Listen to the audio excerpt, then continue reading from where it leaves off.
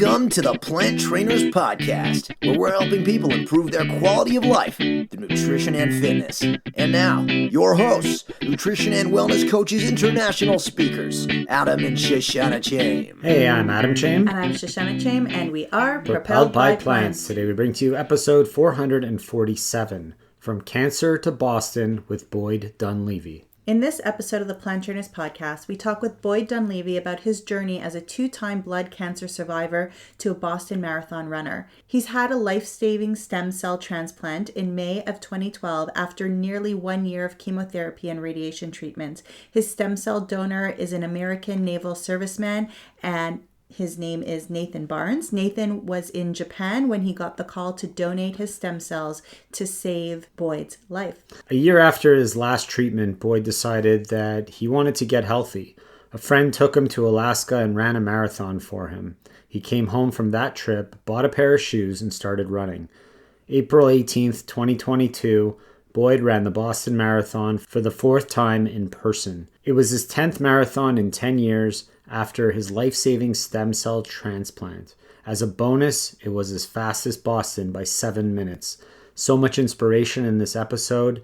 I love listening to Boyd's story. You're going to love it too. Share it with someone else. If you want a healthy, natural way to fuel your workouts or fire up your brain, Energy Bits are for you. Energy Bits are tiny spirulina algae tabs that are nutritionally dense, a source of mental and physical energy that is all natural and causes no stomach distress. They eliminate fatigue and hunger instantly with no caffeine, sugar, chemicals, gluten, or soy, just pure plant-based nutrition. 1 ingredient, 1 calorie, and 0 net carbs. I use them before workouts or sometimes just as a snack. They make me feel great and give me that extra energy boost I'm sometimes looking for. I also use Recovery Bits, which are tiny chlorella tabs. I use them after workouts or when I'm feeling hungry late at night. Visit energybits.com and order Energy Bits, Recovery Bits, Vitality Bits, or Skinny Bits, and use the promo code PLANTTRAINERS to get 20% off your order at checkout. The link will also be in the show notes just in case you didn't get that all down. Improve your energy, wellness, and waistline all at the same time with Energy Bits. Check out Energy Bits today and feel the difference. Your brain and body will say thank you. And now for a moment of gratitude. I'm just grateful for summer. I'm grateful for the opportunity that it brings people to spend time with family, to travel, to be in nature. It's a great season. Yes, and I'm grateful for the opportunity in the summer to spend time traveling. And it's a super exciting one this time around. So grateful for the travels. Boyd Dunleavey, thank you so much for joining us on the Plant Trainers Podcast today. Thank you for having me. You're welcome. We're very excited to have you. We're very excited to share your journey and your story with our listeners. And before we do, we wanted to know if you have a moment of gratitude and what you're grateful for today.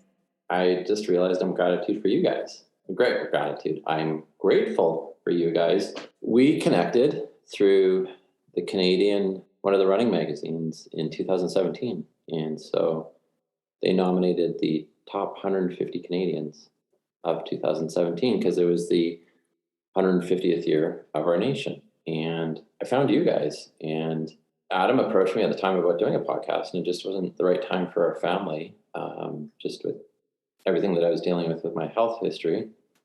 But it's a very exciting opportunity. Here we are 5 years later because I'm still alive. And so this is something, that's the thing I'm grateful for today. So there we are.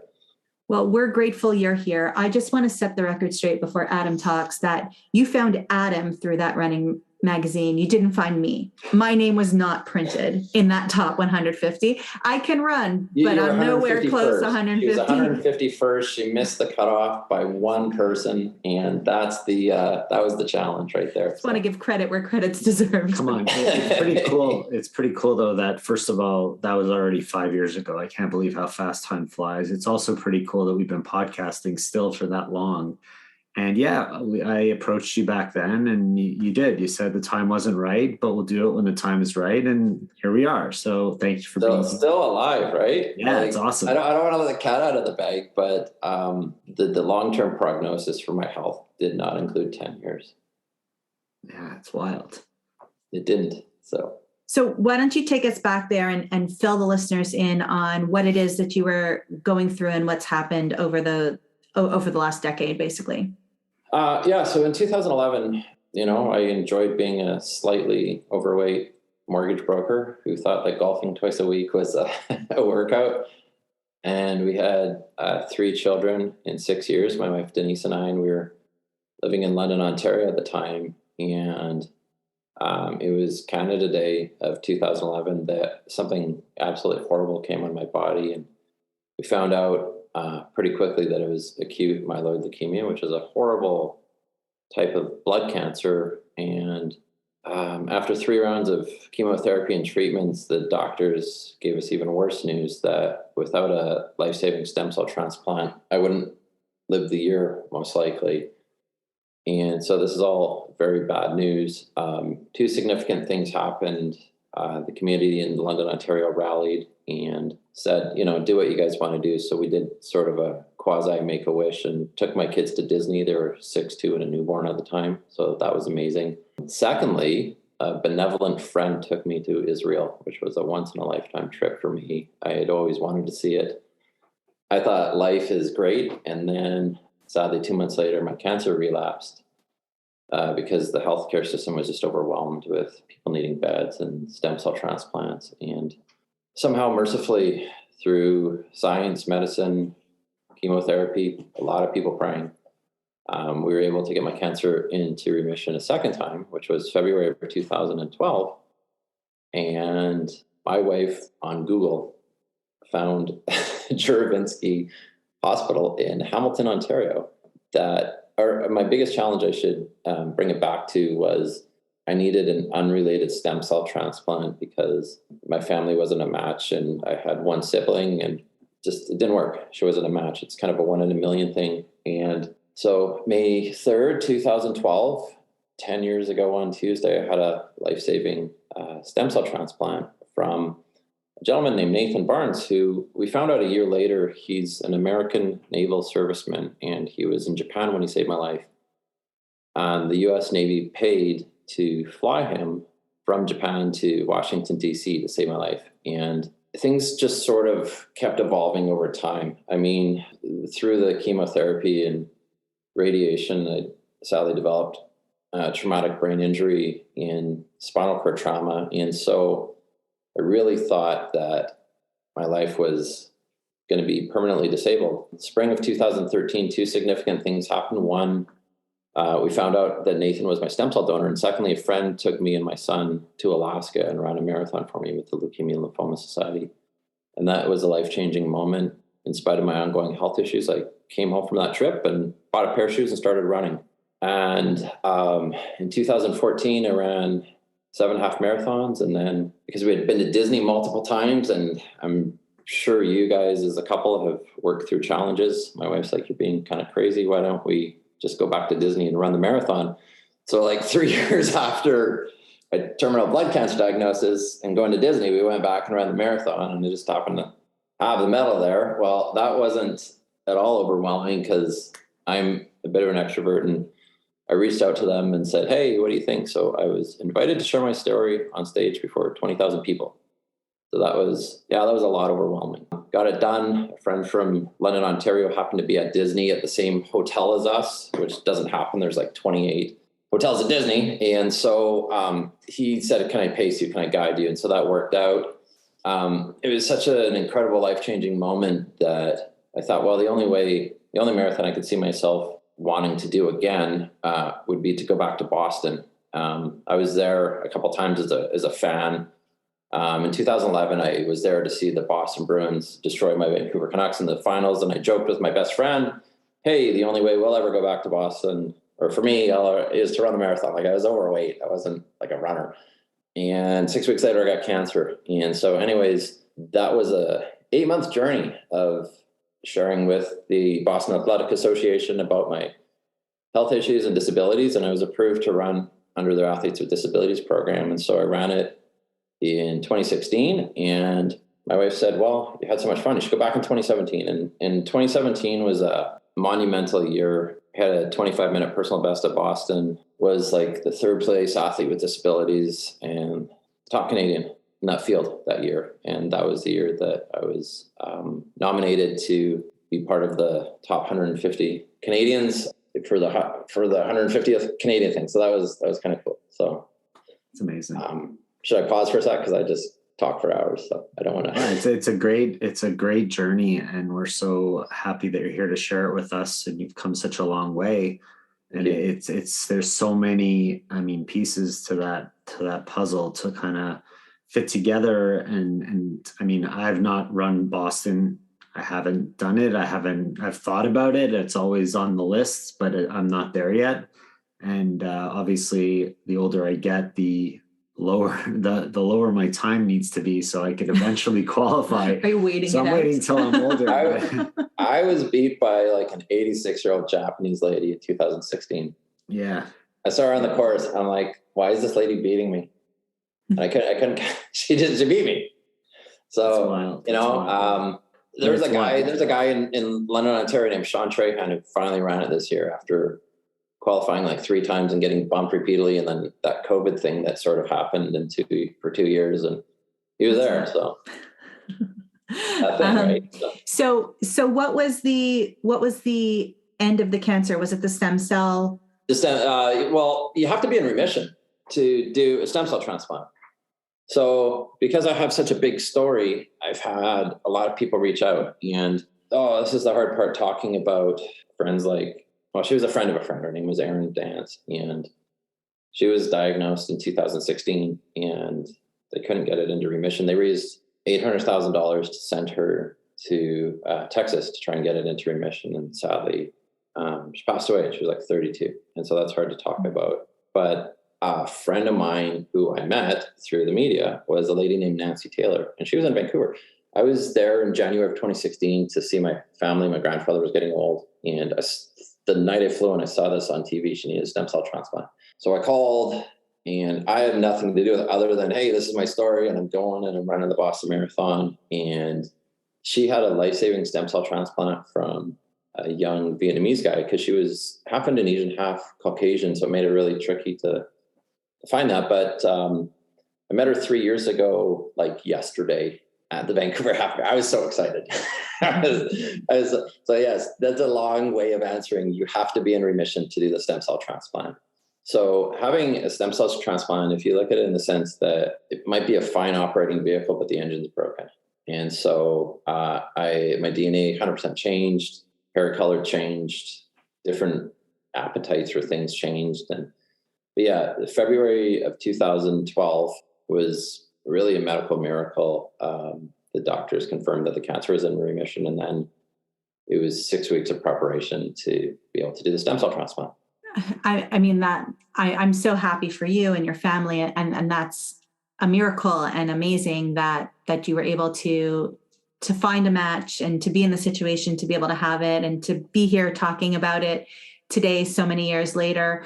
But besides the miracle of medicine and all of those things, what was running something that maybe helped you stay focused and give you hope and get you through it? Do you think that you'd be the same person today without the running? There's so much more great information coming your way, but before we get to that, we wanted to share with you and let you know that if you want a healthy, natural way to fuel your workouts or fire up your brain, Energy Bits are for you. Energy Bits are tiny spirulina algae tabs that are nutritionally dense, a source of mental and physical energy that is all natural and causes no stomach distress. They eliminate fatigue and hunger instantly with no caffeine, sugar, chemicals, gluten, or soy, just pure plant-based nutrition. 1 ingredient, 1 calorie, and 0 net carbs. I use them before workouts or sometimes just as a snack. They make me feel great and give me that extra energy boost I'm sometimes looking for. I also use Recovery Bits, which are tiny chlorella tabs. I use them after workouts or when I'm feeling hungry late at night. Visit energybits.com and order Energy Bits, Recovery Bits, Vitality Bits, or Skinny Bits, and use the promo code PLANTTRAINERS to get 20% off your order at checkout. The link will also be in the show notes just in case you didn't get that all down. Improve your energy, wellness, and waistline all at the same time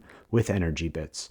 Check out Energy Bits today and feel the difference. Your brain and body will say thank you. And now back to the show. Running was, the buzzword today is mental health, right? we ran, mental health. Running really helped me get past the grief and the sadness of being permanently medically disabled and not able to work anymore. I was in business, I was in banking, and it really empowered me. And, for the first 2 years, I was horrible. But the one thing that's free for anybody is enthusiasm. And the one thing that's free is, right, Winston Churchill, my favorite quote from him is, success in life is when you go from failure to failure without losing enthusiasm. And so, but also, I've been running, this is my 10th year running. I've improved a bunch. So it helps with the mental health, helps with the physical part of it. But I really, truly believe that over time, a brain can even bring healing just through what you put into your body, and also the endorphins that are released through running. It's a tremendous sense of empowerment, and it's a tremendous feeling of accomplishment, that you don't kind of feel like blah. And really interesting side note was, I've gone for different massage treatments and things like that. And a friend tried, I think it was reflexology on me in 2017. It was his mom. And she was just working on my feet. I'm not advocating for any sort of health treatment, but I could feel the chemotherapy coming out of my feet as she was rubbing my feet 5 years later. I'm like, what is that? And I felt like toxins coming out of my body. So it's been a long journey of healing. And, I live with a brain injury, and I live with spinal cord trauma, but I'm also a marathon runner and an athlete. So I think it's wonderful. Yeah, I always felt like when I was training for triathlons and training for marathons that my running especially was something that really helped me channel my energy, my thoughts, my mood, and really overcome a lot of stressful moments. And it was just a way for me to, it's hard to explain unless you do it, I guess, but it was a time for me to relax. And I know I'm pushing myself on the road and my feet are pounding, but really it's a time for me to refocus, refresh, and get back to feeling good. For some reason, it has that effect on me, and I know it has that effect on a lot of other people. So for someone who doesn't run, I mean, where do they start? Like, do they just get running shoes and go? I started with water aerobics at the local YMCA and was doing those types of classes. But, my favorite saying, they're like, what should we do? I'm like, look at the Nike motto. What does the logo say? Just do it. Just do it. Embrace the suck, embrace being horrible. And, it's kind of like a lot of things.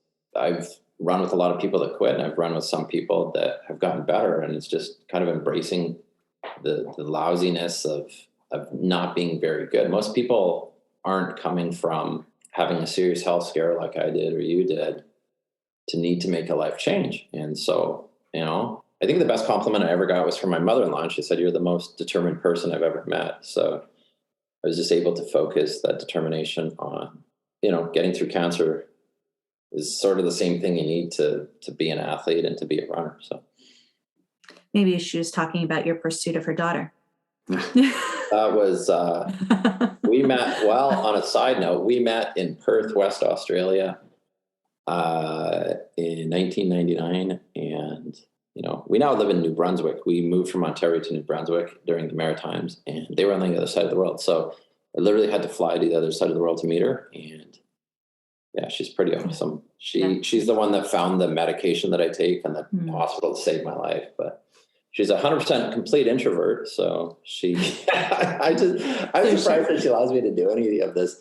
And can I talk briefly about meeting my stem cell donor at Disney? Yeah, that was a huge moment.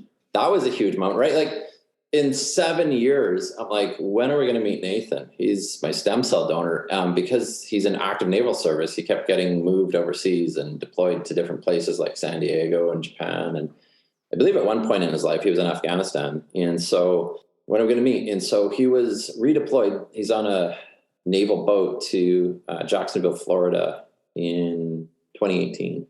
And that's when, as they say, the stars aligned. We're like, how do we do this? How do we do this? And so I contacted the folks that run Disney and said, look, here's an idea. We're coming back in November. We did the other thing with mental health. We went to Disney like 8 times in 9 years. Just gave us something else to focus on other than the cancer treatments and the doctor's appointments, right? And then, running a marathon at Disney, by the way, Shoshana, is like just magical. So anyways, I called Disney and I'm like, what do you think? And so they got really excited about the idea and they put me in touch with a girl named Emily Amato. Disney has very good media relations and they do media very well for any of us, those of us who don't know that, of course they do, right? And so I thought that my wife was going to say no to it, but somehow she's like, we'll just do this. I don't want to be in any of this. And so somewhere around the 1st of November of 2019, we actually got to meet Nathan at Disney. There's a video. It's like a 2-minute video. It's a total tearjerker. You can probably put it in the notes if you want. And it was just one of those moments that in the 7 years that I waited to meet Nathan, I didn't just sit there waiting. I ran 7 marathons. I ran the Boston Marathon 3 times. I ran Chicago and New York and Disney twice. My favorite saying is L'chaim, which is a Jewish saying to life. And you have to live. You can't just sit around waiting for somebody to give you permission to whatever. Like the other thing too is I ran for 2 years before a doctor finally signed off on me running.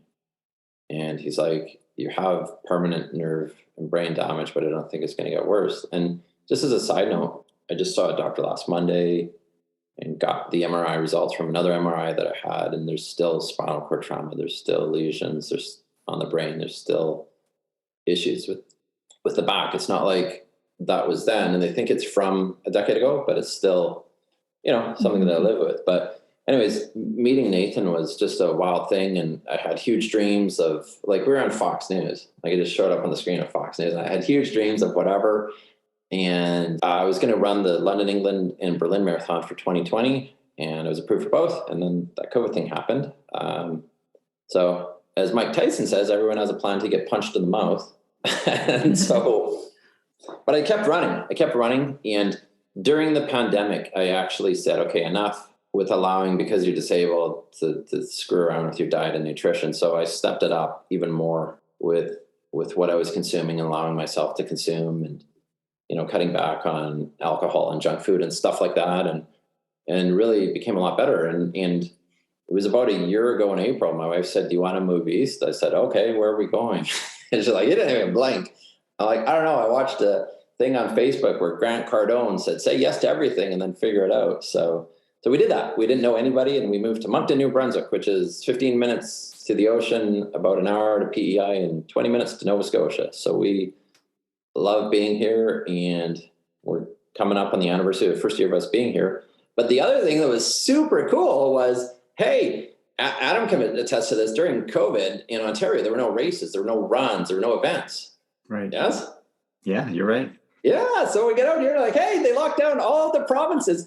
And so I ran 2 marathons last fall, and my toenails are still paying for that because I had never run 2 marathons in 30 days. But I realized, hey, if I can get these things under my belt, the Boston Marathon in April. And so we're like, oh, please, God, like, just lift the restrictions. And we had made 100 different plans that just kept going sideways. And anyways, long story short, I took my mom to Boston, who had never been. And we just drove from Moncton. It was like 8 hours, like, oh, wow, we're on the East Coast the whole way. So we just drove down. And the wildest thing about this Boston, a couple of things. One, I had a 7-minute course record. So it was my fastest Boston by about 7 minutes, and 3rd fastest marathon. But the other thing that was just super cool is I saw people I hadn't seen in 5 years. They remembered me. And I ran into people at Cheers that knew me. So, they say you go to Cheers where everybody knows your name. It literally was the case. And so we had so much fun. For those of you that remember Doug Flutie, the former CFL football player, he put on an event. I said, Doug, I waited 32 years to meet you and shake your hand. And it was just a really special moment. But the most important thing with that marathon was I ran it for people affected by cancer. And I think you guys would both know there's a lot of people out there affected by cancer. And there are 2 different organizations that I do bi-weekly and monthly Zoom meetings with fellow cancer patients and survivors. And so that one meant a lot to me. And, it was 3 weeks ago. So 10 marathons in 10 years after having a life-saving stem cell transplant is not something that a lot of people in Canada can say. I haven't met anybody in Canada yet. So if anybody's out there, please feel free to introduce me, who's had a stem cell transplant, that's become a marathon runner. I've run into 3 or 4 different Americans. And so I would love to hear your story and connect with anybody that's done that. There's a girl named Magdalena Martinez in Chicago, and I was introduced through the community, and she overcame blood cancer and ran Chicago in 2017. That was epic to see her do that. So it's amazing. It's a great story of inspiration. And of course, if we come across anybody that's in that situation, we will definitely connect you, and we will put some links in our show notes. Yeah. And I'd love to see them beat me. You know, like I try to celebrate what other people can do. Absolutely. And I think that's the best way to move forward yourself, is to celebrate the victories of the people around you. And right. I mean, your victory is amazing and inspiring, and congratulations on Boston this year. And thank you. Third best run. What did you say? Third best marathon, fastest Boston by 7 minutes. It's incredible. You know, the fans, I've been there 4 times in person, and that was the most fans I've ever seen. The weather was perfect. There was just millions of people there. Part of that just pulled me through the course that day. And just for context, I carry my nerve inhibitor medication with me in a little baggie like this, because every time I'm running a marathon, something goes weird. And so even during the marathon, I'm taking Advil and Tylenol, and around mile 18, my body just went like, just shut down. And so taking gabapentin during the Boston Marathon is to get your body working again is kind of wild. Well, I think that's pretty common for the average person. I can't imagine it for someone who's gone through what you've gone through. And it's amazing that you're able to just keep going, and you're such an inspiration to so many. So really appreciate you sharing that with us. If someone wants to reach out and connect with you, where's the best place for them to do that? From Blood Cancer to Boston is my Instagram. I have a Facebook page, same idea, or Boyd Dunleavey. I have a Twitter account. I don't really use it, but probably Facebook and Instagram are my 2 most well-recognized pages, either Boyd Dunleavey or From Blood Cancer to the Boston Marathon, or From Blood Cancer to Boston. And, you know, I've met some incredible people, and I thank you for allowing me to share my story, but I could have talked for 2 hours about other people's stories who've overcome so much. So yeah, we'll link to that stuff in the show notes at planttrainers.com. And of course, it's a pleasure to have you here, and just keep running, my friend, and inspiring others. And one day maybe we'll be able to run together, and that would be cool. It would be wonderful. Thank you so much.